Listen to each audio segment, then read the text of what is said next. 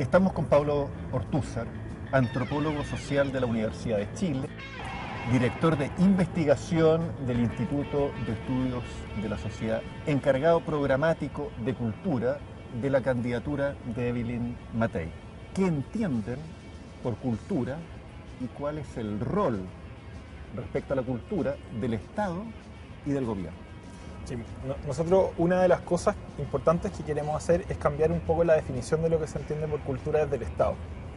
Hasta ahora lo que se ha entendido por cultura ha sido una serie de instituciones, por un lado, es decir, ciertas instituciones y ciertos creadores, y por otro lado, shows masivos o espectáculos masivos.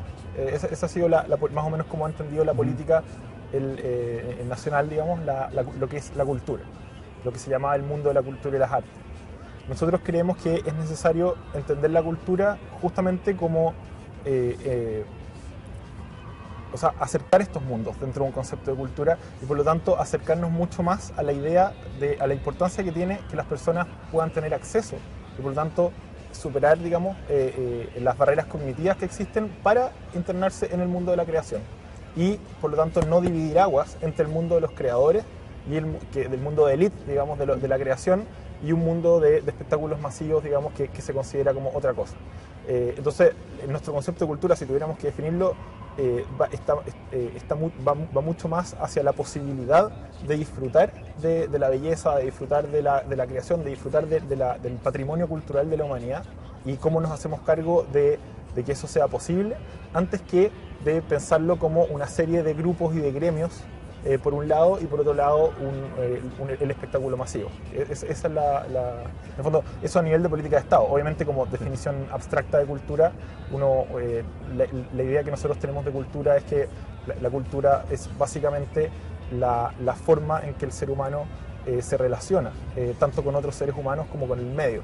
Por lo tanto, todo lo que hace el ser humano es, en fondo, ese vínculo. Y por lo tanto, a la pregunta que tratamos de responder es cómo enriquecer la forma de vincularnos respecto a los demás, respecto al medio, para todos los chilenos. Esa es la idea.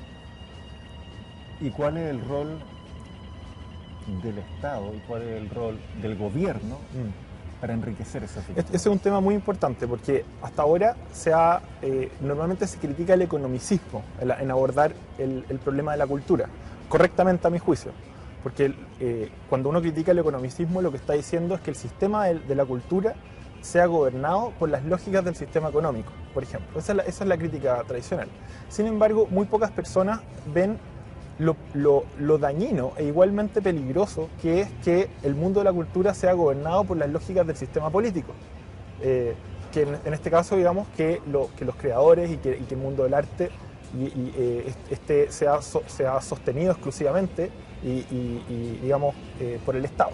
Entonces, nosotros creemos que el Estado tiene que operar en el fondo como un facilitador, como un mediador en muchos casos, pero sabemos que el Estado no es capaz de crear cultura. Estamos en contra de la idea de una cultura oficial y consideramos que la clientelización del mundo de la cultura por parte del gobierno y del aparato estatal es tremendamente peligrosa y dañina para la creación y también termina por estancar, digamos, justamente el mundo, la cultura. Entonces, nos interesa buscar de alguna manera la autonomía del mundo de la creación y el mundo de la cultura respecto tanto a las lógicas del sistema económico como a las lógicas del sistema político. Está bien, pero en ese sentido, un Estado subsidiario, un Estado que deja completamente autónoma la cultura, o cómo fija una política, porque finalmente gobernar es gobierno, es decir, es dar ciertos rumbos. Por supuesto. Entonces, ¿cuáles son esos rumbos? Lo que pasa es que en Chile en general el debate político se ha dado entre dos grupos, en los cuales uno pone un énfasis demasiado fuerte en el individuo y por lo tanto considera y otro poner un énfasis muy fuerte en el Estado. Y hemos visto que ambos grupos consideran que prácticamente entre individuo y Estado no hay nada. Y nosotros pensamos que por el contrario, justamente nuestra vida en sociedad, nuestra vida como ciudadano, se transcurre, digamos, en ese espacio intermedio entre lo que es el Estado y lo que es el individuo. Por lo tanto, lo que queremos reforzar es justamente ese mundo, reforzar la sociedad. Y eso uno podría llamarlo subsidiariedad, pero es subsidiariedad tomada en serio, digamos, no decir subsidiariedad como excusa para defender el individualismo, en este caso, el individualismo metodológico en las políticas públicas, sino justamente entender la subsidiariedad como empoderar a la ciudadanía y empoderar a los grupos intermedios, a lo que hay entre el Estado y el individuo, y no entender ¿cómo se llama? Confundir la comunidad y el Estado, como hace por ejemplo la concertación, pero tampoco confundir la comunidad y el mercado, como hace muchas veces la derecha. Esa es la idea. Ahora, ¿cuál es el diagnóstico que ustedes tienen de la cultura y qué prioridades se han fijado en un eventual gobierno? Lo que pasa es que al cambiar nuestro concepto de cultura pasan varias cosas, porque en el fondo, bajo los ejes tradicionales en los cuales el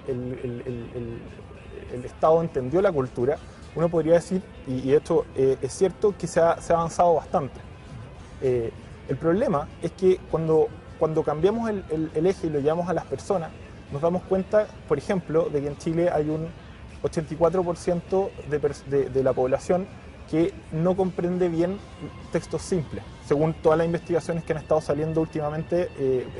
La última fue del Centro de Microdatos de la Universidad de Chile. Tenemos un 44% de analfabetismo funcional, es decir, personas que no entienden directamente lo que leen. Tenemos un 27% de profesionales que no entienden textos simples. Y suma y sigue, digamos. Lo mismo pasa con las habilidades matemáticas básicas, con el manejo de aritmética básica, que es clave obviamente para abordar, por ejemplo, obras que presenten un cierto nivel de abstracción. Entonces, cuando empezamos a ver desde ahí la cultura, nos damos cuenta que el panorama es mucho menos positivo de lo que uno podría pensar. Y por lo tanto, el eje de nuestro programa, la preocupación central de nuestro programa, es tratar de responder o empezar a responder la pregunta de cómo nos hacemos cargo de esa situación en lo que sea posible desde las políticas públicas.